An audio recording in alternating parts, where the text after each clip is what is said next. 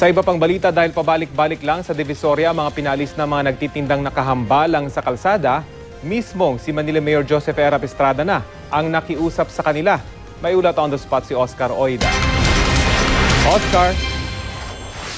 Yes, Rafi, tama yung sinabi mo noon. Di kailan itong mga nakaraang linggo, halos araw-araw kung magsagawa ng clearing operations dito, yung mga tauhan ng pamunuan ng lungsod ng Maynila at mga pulis, no, para maklear yung mga kalsada ng mga sinasabing nakahambalang na mga vendors, particular dyan sa may Blumentritt at dito sa nilalagyan natin sa may Divisoria.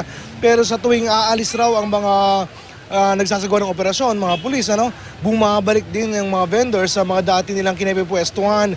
Kaya kanina mismong si Mayor Joseph Estrada na ang nagsadya dito sa Divisoria para pakiusapan itong mga vendors, no, na umalis na ng kusa dun sa mga kalsadang kinapipwestuhan nila. At naintindihan naman daw siya ng mga naturang mga tindera-tindera, no? Ang pinoproblema lang nila yung pepwestuhan. Sa katunayan na Rafi, meron nakita doon na mga hukay na nakatiwangwang, na matagal na nakatiwangwang dahil hindi pala mapasok ng mga heavy equipment itong area.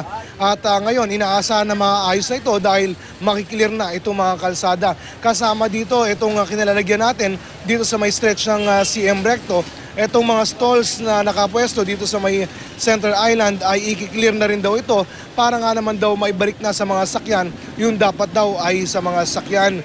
Si Mayor Estrada naman ay nangako sa mga halos mahigit 2,000 maapekto ang mga vendors na pag-aaralan nila maigi upang makahanap ng maayos-ayos naman nilang mapaglilipatan nang sa ganun matuloy sila magkakaroon ng kabuhayan. Rafi? Oscar, base doon sa mga videong galing sa inyo, yung binabanggit mong mga stalls, parang semi-permanent yung mga ito. Ibig sabihin, ay dumaan ba ito at naipaalam ito bago na itayo pero ngayon ay tatanggalin na ng tuluyan, Oscar?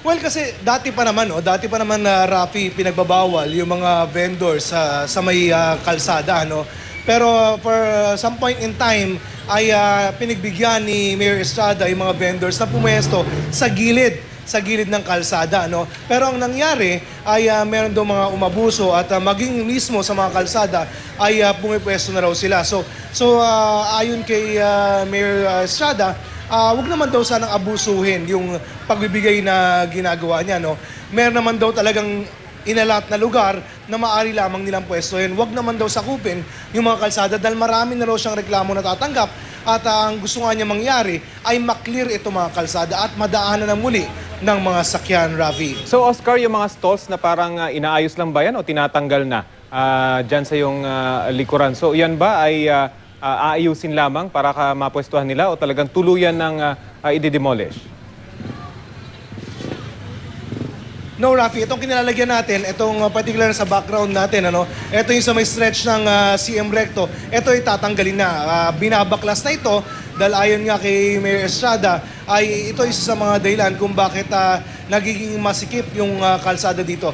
I-retain, if I'm not mistaken, i-retain yung ilang mga vendors sa may gilid ng kalsada. Pero itong mga nasa Center Island ay aalisin na.